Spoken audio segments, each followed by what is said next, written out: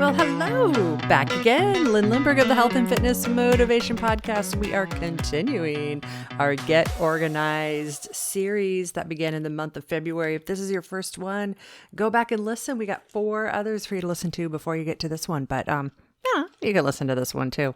Today is a continuation, part B of yesterday's.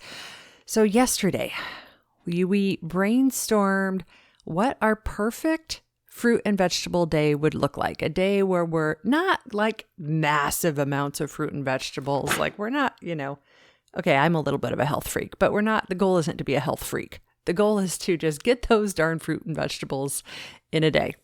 So yesterday we brainstormed, like if we're really actually doing this fruit and veggie thing, what does it look like in a way that makes you smile? What does it look like where you say, this is a good fruit and vegetable day?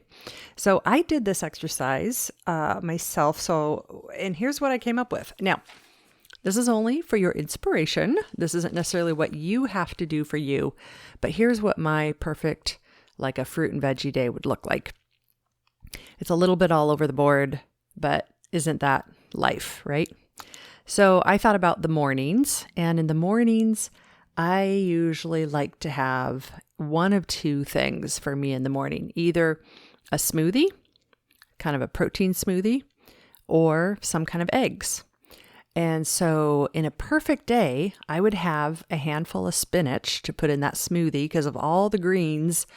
Spinach is the one that I can taste the least in my smoothie. It just kind of disappears. Kale, I don't know. I forced myself to eat kale for years in my smoothies, and I finally was like, I don't like the kale. Now, maybe you do like the kale. Kale is awesome. It's really good for you. Try it. Maybe you'll like it. But anyhow, so my perfect day was a handful of spinach, or if I had some kind of eggs, I would saute fresh spinach in those eggs. So I would take like a handful of spinach, little olive oil, salt, pepper, saute that spinach really lightly. As soon as that spinach got wilted, I would add my couple of eggs and then make it into a quick little scramble. Voila! Beautiful, beautiful dish there. For lunch, I've got like 3 kind of go-tos for lunch. So one is a salad. So my favorite, oh my gosh, my very, very favorite is when I want to actually plan and get organized and make like 5 days worth of salads and have them all done. And I have them all in their little containers, all in the fridge. So when lunchtime comes, all I have to do is grab that salad and eat it. And it is the easiest option, right? So that's how the lifestyle thing comes, right? You open, you're busy, you're tired, you're hungry. Willpower is down because you're tired, you're hungry, you look in the fridge. The easiest thing to grab is that salad. That I love.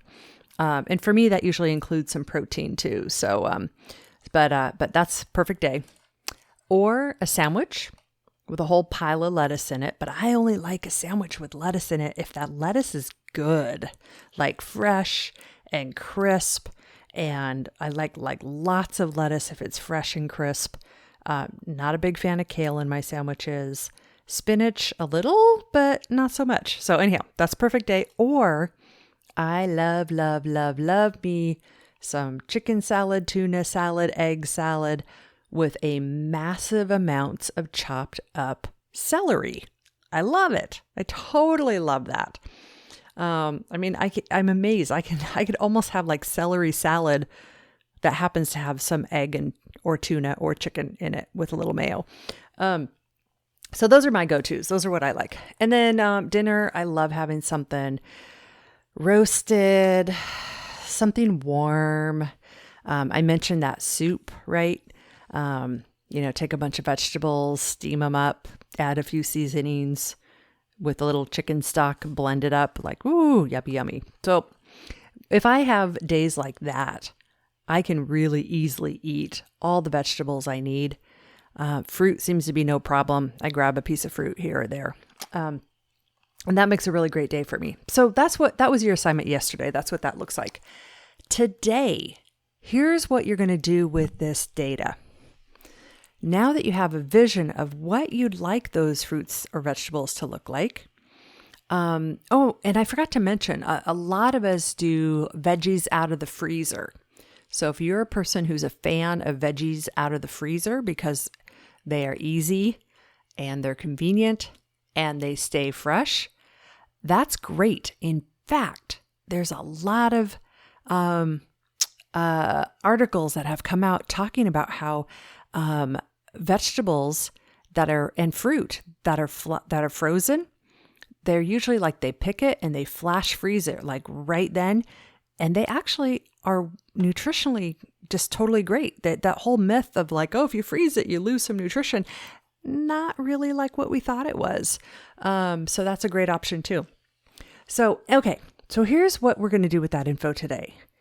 Now that you have the vision of what it is, where you want to go, now we're going to go back into our kitchen and we're going to ask ourselves this question. What needs to change in my kitchen cupboards so that I am set up to support this vegetable habit that I have? Okay, what needs to change? When I did this, like say my smoothies, right? Keeping fresh spinach around for a whole week for smoothies, I just ended up throwing away a whole lot of spinach. And it was just a lot of work. And so what I ended up doing was I'd buy a big bag of fresh spinach and I would put it in little containers and freeze it fresh. And the thing that worked out really great about freezing that spinach fresh was then when I was making my smoothie, I would just grab that already pre-portioned chunk of spinach, put it in my blender. And I know everybody's like, oh, spinach will last a couple of weeks in the freezer. Like, it'll last 6 weeks for me, easy. So, so just start thinking through that. When I did my salads, I actually was like, okay, I need some nice containers with good lids where I can just like make 5 salads in a row, lid them all up, and have a container that I'm also happy to eat out of. And so I did that. I made the investment. I bought the containers. Well, then when the containers came in, now I need a place for them, right? I need a place. I need to dedicate a space in my kitchen for those containers to be able to manage them. So that was another thing I did. My roasted steamed vegetables, I also was like, okay, I need to have a good tray that I can roast these on. I need to have, that was actually a pretty easy one. So that's what you get to do. You get to think about what is it that you need? What Tupperware, what containers do you need to buy? What space do you need to open up in your cupboard to make room for this? So then you can have a kitchen where these things are a priority. Yeah.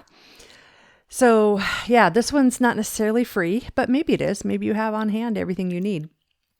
And I know we're going to have a little bit of crowding possibly in our kitchen if we're introducing new containers and things, but don't worry. We're going to deal with that in a future episode. All right. Good luck with that, friends. We'll see you tomorrow for another installment. And between now and then, if you're new to Couch to Active, head on over to my homepage. That's couch2active.com. That homepage right up front has step 1 waiting for you right there. It's free. Check it out. That's couch2active.com. Bye-bye now.